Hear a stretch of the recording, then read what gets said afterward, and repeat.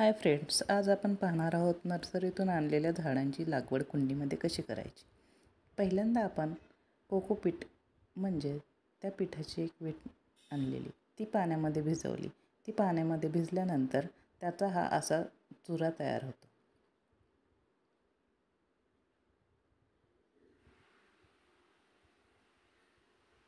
त्यानंतर आपण छान अशी माती आणलेली आहे.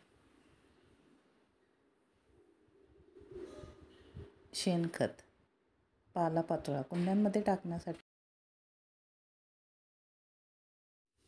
प्रथम आपण कुंड्यांमध्ये पालापाचोळा टाकू, त्यानंतर कोकोपीट टाकू, म्हणजे आपलं पाणी त्यामध्ये पर्क्युलेशन होईल. कोकोपीट टाकल्यानंतर ते सगळ्या बाजूंनी मिक्स करून घ्यायचं. त्यानंतर आपण मातीचा एक लेयर द्यायचा. माती आणि शेणखत हे दोन्हीचे थर झाल्यानंतर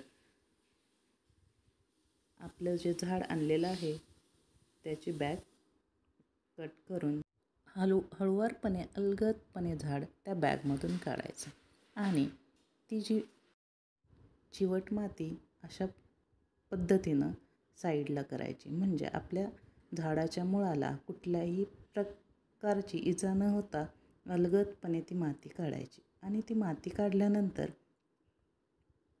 व्यवस्थितरित्या माती काढायची. आणि ती माती जर माती खूपच चिवट असेल, निघतच नसेल, तर ते झाड थोडा वेळ पाण्यामध्ये ठेवायचे, म्हणजे पाण्यामध्ये माती ओलसर होते आणि त्यानंतर अलगदपणे आपण ते झाड रिकामं करू शकतो.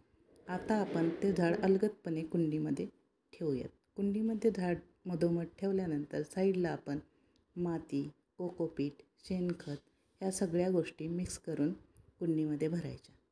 अशा प्रकारे आपण गुलाबाचे झाड कुंडीमध्ये लावलेले आहे.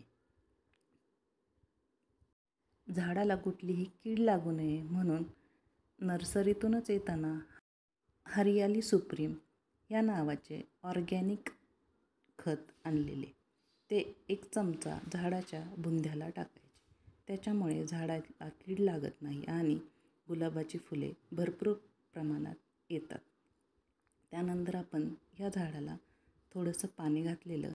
उन्हाळ्याचे दिवस असल्याकारणाने जास्त वेळ झाडे सूर्यप्रकाशात, अन्यथा झाडे अशाच पद्धतीने आपण इतरही झाडे लावून घेतली.